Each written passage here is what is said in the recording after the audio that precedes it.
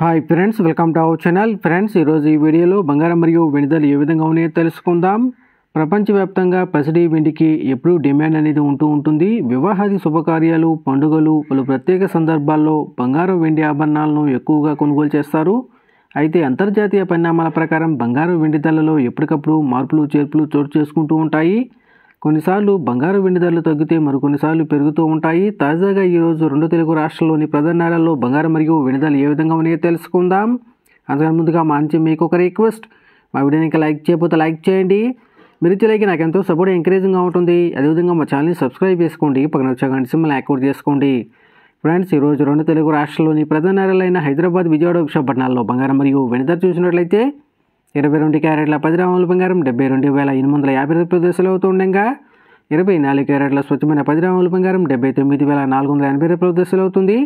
అలాగే 1 కేజీ వెండి 1,01,100 రూపాయల దశలో అవుతుంది. ఫ్రెండ్స్,